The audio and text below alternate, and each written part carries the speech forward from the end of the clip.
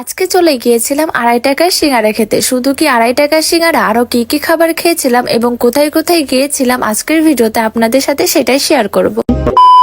Hello guys, welcome to my Tanjin Mishti daily blog. I hope আপনারা সবাই ভালো আছেন। হঠাৎ করে দুপুরের সময় খুব সিঙ্গারা খেতে মন চাচ্ছিল, তাই আমি আমার ভাইকে বলছিলাম যে চল 2.5 টাকার সিঙ্গারা খেয়ে আসি। তো আর কি, যেইভাবে সেই কাজ, আমি আর আমার ভাই চলে গিয়েছিলাম 2.5 টাকার সিঙ্গারা খেতে। ওইখানে যাওয়ার পর যে এতগুলো দাওয়াত পেয়ে যাবো আমি কখনো ভাবিনি। তো আমি কিভাবে দাওয়াত পেয়েছিলাম একটু পরে আপনাদের বলে দিচ্ছি। তার আগে আপনাদেরকে বলে রাখি, আমার পেজটি একদমই নতুন। যারা এখন পর্যন্ত আমার পেজটিকে ফলো করেনি কিন্তু ভিডিও ঠিকই দেখেন, তারা এখন আমার পেজটিকে ফলো করে পেজটির পাশে থাকবেন। ধন্যবাদ। আমরা যেখানে সিঙ্গারা খেতে যাচ্ছিলাম সেখানে ভ্যানের যাতায়াতই বেশি ছিল, তাই আমি আর আমার ভাই ভ্যানে উঠে রওনা দিয়ে দিয়েছিলাম। কিছুক্ষণের মধ্যে আমরা সেই গন্তব্যস্থানে পৌঁছে গেলাম। এই যে সেই মামার 2.5 টাকার সিঙ্গারার দোকান। এই জায়গার লোকেশন আর নাম আমি আর কি বা বলবো, এমন কমই লোক আছে যে এখন পর্যন্ত এই জায়গাটা চিনে না, তাই জন্য আমি আর আপনাদেরকে বলছি না। আর যাদের লোকেশনটি লাগবে তারা কমেন্ট করে জানাবেন, কমেন্টে আমি বলে দিব। তারপরে আমি আর আমার ভাই সিঙ্গারা খাওয়া শুরু করলাম। সিঙ্গারা গুলো ছোট ছোট ছিল, এত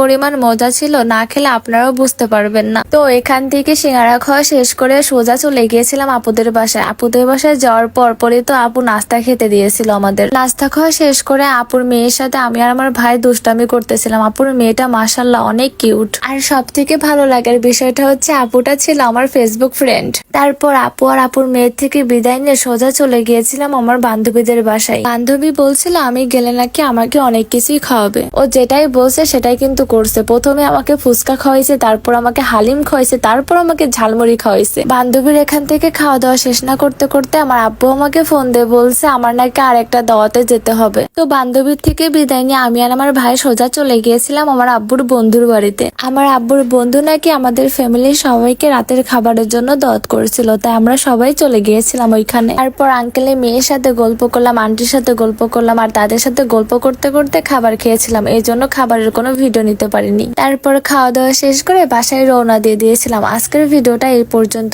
যদি আমার ভিডিও ভালো লেগে থাকে তো অবশ্যই লাইক, কমেন্ট আর শেয়ার করে দিবেন। আর আপনাদের সাথে দেখা হবে নতুন একটা ইন্টারেস্টিং ভিডিও নিয়ে। ততক্ষণ ভালো থাকুন, সুস্থ থাকুন। আল্লাহ হাফেজ।